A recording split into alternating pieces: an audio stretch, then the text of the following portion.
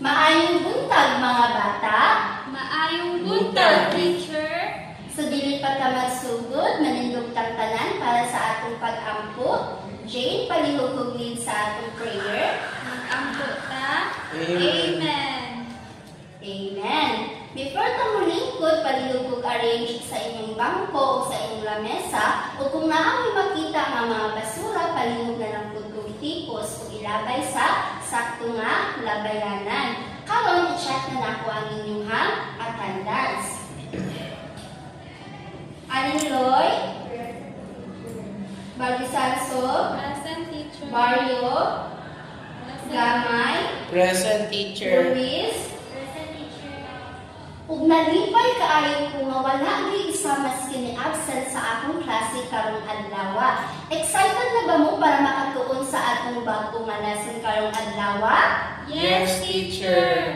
Pwede bang kusgon gyud ninyo yung pag-yes, teacher? Yes, teacher. Maayo. Karon ipaila-ila nako sa inyo ang atong mga classroom rules. Palihog kog basa sa atong classroom rules. R for raise your hand if you want to speak. U use kind words. L for listen when the teacher is talking. E is for eyes on teacher. Karon naputay learning objectives. Unsa man yung learning objectives, teacher? Mao ni ang atong mga goal nga need nato matun-an karong adlaw or ma-achieve. Karong adlaw, kinahanglan nga ma-explain ninyo ang cause o ang effect using the jumbled picture you arrange. And then, mag-cooperate po mo sa inyong kagrupo niya sa atong activity, and then i-share po ninyo yung idea sa inyong kagrupo, and then magpili mong isa para mag-present din sa front. And also, makakonstruct po ng sentence na mag-show of cause and effect.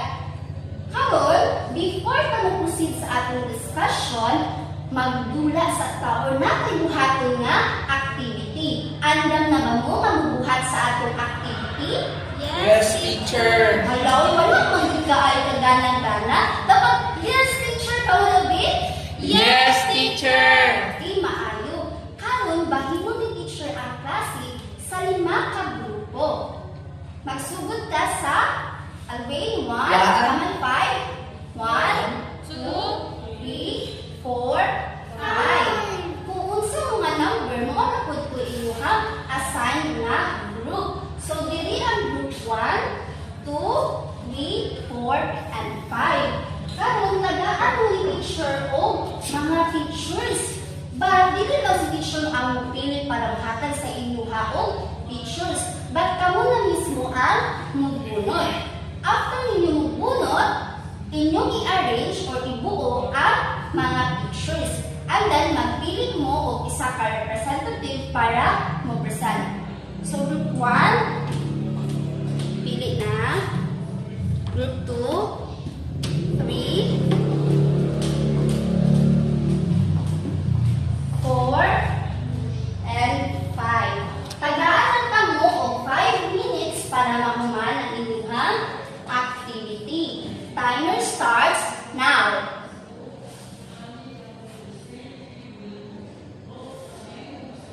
Are you done? Yes, teacher. Okay. May I call on katong mga na-assign na mag-present diri sa front? Isa may una. Si Alvin, teacher. O, diri Group ang one, day na teacher. diri sa front. Ang nasa picture kay nalipay na babae, teacher. Nalipay. Ano kang nalipay siya?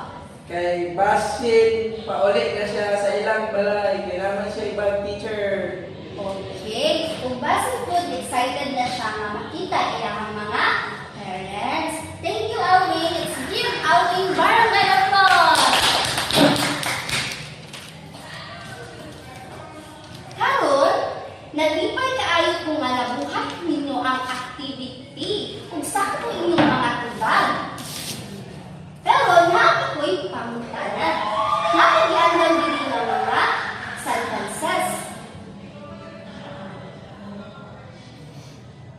Alwin palihog basa. Kay si Bernadine nagtuon gabi, nakakuha siya og perfect score sa exam. Kinako na yun. Jane palihog basa. Naay buslot akong bulsa. Maunang natagak ang akong sinsilyo. O ang ikatulo. Kay na late siya, wala siya nakaabot sa klase. Okay. Base sa mga sentence na ihatag nako or represent nako, maka-identify na ba mo or determine na ba mo kung asa na ang cause o asa po ang effect? Dili teacher. Okay. Kay dili pa man, so atong ila-ilahon ang cause of effect. Andam na ba mo? Yes, teacher. Karon, unsa ang cause of ang effect? Ang cause, so sa cause ta. Ang cause mao ang reason nganong nahitabo ang usa ka butang. Unsa ganitong cause, Jane? Ang rason nganong nahitabo ang usa ka butang, teacher. Maayo. But before na ay palihog ko maminaw ka para pag mangutana kung makatubag ka ha. O Alwin, dili mag-disturbo sa imuhang mga classmate. Kasabot ba ang tanan? Yes, teacher. Okay. Utruhon ko nga ang cause mao ang rason nganong nahitabo ang usa ka butang. Like for example, si teacher wala nag-study. So wala pud ko kapasar sa ako ang exam. Asa pud kaha ato ang cause? Wala nag-study, teacher. Nganong wala ka nag-study si teacher? Di ka po o basin di ka po si teacher. So ang cause ato ay wala ko naka-study. So karon akong isgutan kung unsa na pud ang effect. Ang effect mao ang resulta sa maong hinungdan o panghitabo sama sa akong giingon ganiha nga si teacher wala naka-study so wala po siya kapasar sa iyang exam. Asa pud ka ato ang effect? Ay ka? Asa ka ato ang effect? Wala na makasar, teacher. Okay, very good. Maminaw gid ka ha? Karon, sa cause of effect, na ako'y itawag na signal words. Unsa ka ang signal words? Sa cause of effect na ay nagkalahi-lahi mga signals. Una, sa cause, nagamit siya og word nga kay sukad. Sukad dili ikatong si mama din siya ikatong nagsukad ug katong dili. Hinungdan gyapon na siya na mayus na to para ma-determine ang cause. Ay katulog kay.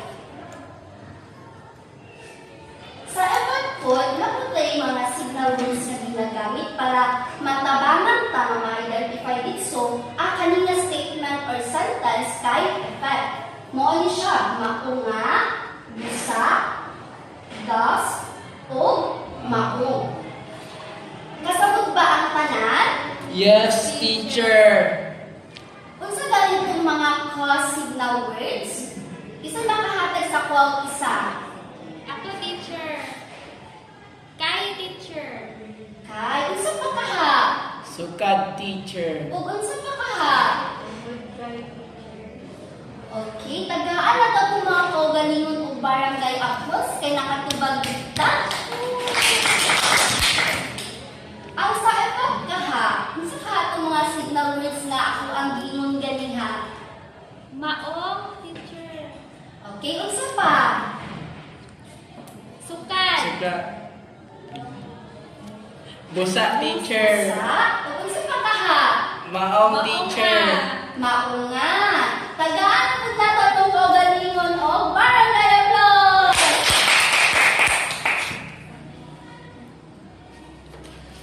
Karon, inyuhan po time nga sa inyong buhaton nga activity, same group ra gyapon mo ani class. Inyong buhaton is i-complete lang ninyo ang akong ihatag nga worksheet. So ang itsura sa atong worksheet is in ano siya. Like for example, sa cause. Ang cause is nakalipit blank or wala siya statement na nipalit sa effect. So, kamo na mismo ang magbutang sa iyahang cause. And then sa effect, diri is sa cause, nakabutang na ang sentence. So, kamo na dayon ang magbutang kung unsa ang effect o resulta ani nga statement o sentence.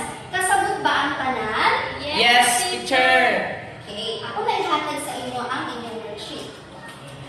Grade 1. Group 1, Group 2. Sorry class.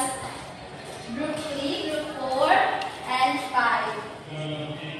Tagaan ang tamuog 5 ka minuto para mahuman ninyo inyong activity. Are you done, class? Yes, teacher. Okay. Pakipasa dahil sa front ang inyong mga nabuhat. Okay, thank you. Wow, kapag nilagyan mo, no? Nalipay ka alito kay nasabtan din ninyo ato ang discussion karong buntaga. Unsa ganitong cause? Ang hinungdan, teacher. Gusto na ako si Jane ang matubag. Palihog ko, tindog Jane. Ang cause, teacher, kay mao na siya ang hinungdan sa panghitabo sa isa ka butang, teacher. Maayo. Class, ang cause mao ang hinungdan ngano nahitabo ang isa ka butang.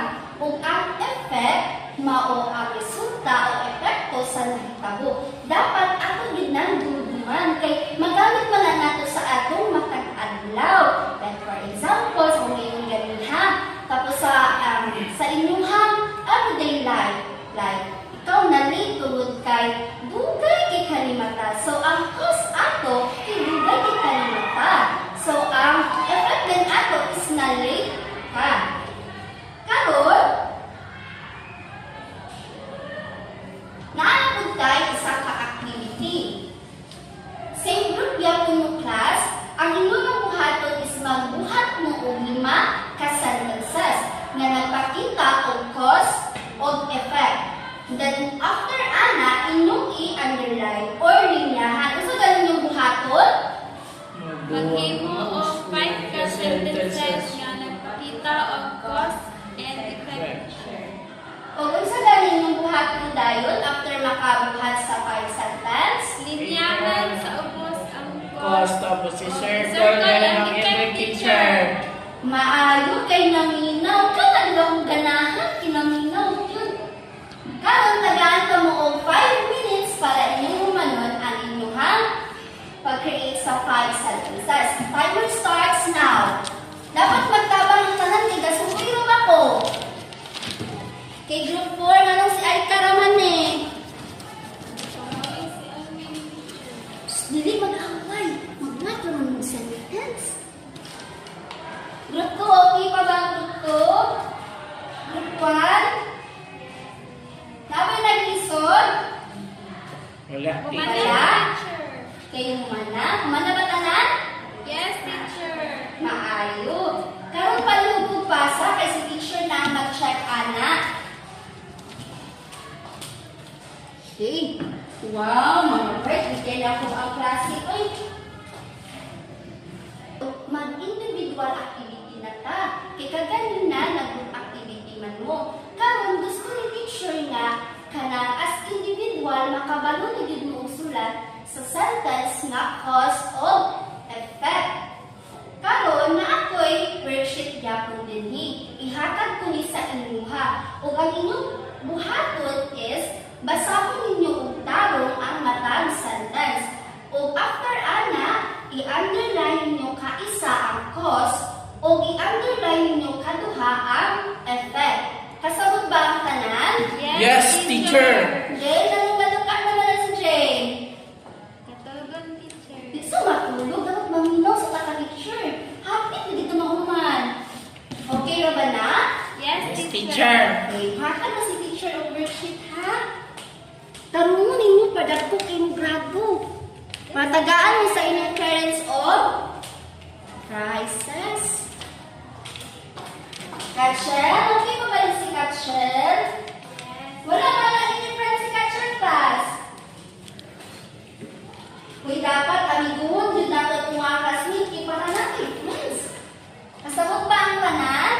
Yes, teacher. Bro, magipangulahan. Dapat yes, teacher. Yes, teacher. Andang kanuman sa anak sa inyong worksheet. Yes, teacher. Okay, kumot ana tagara ka mo og 10 minutes to finish your individual task.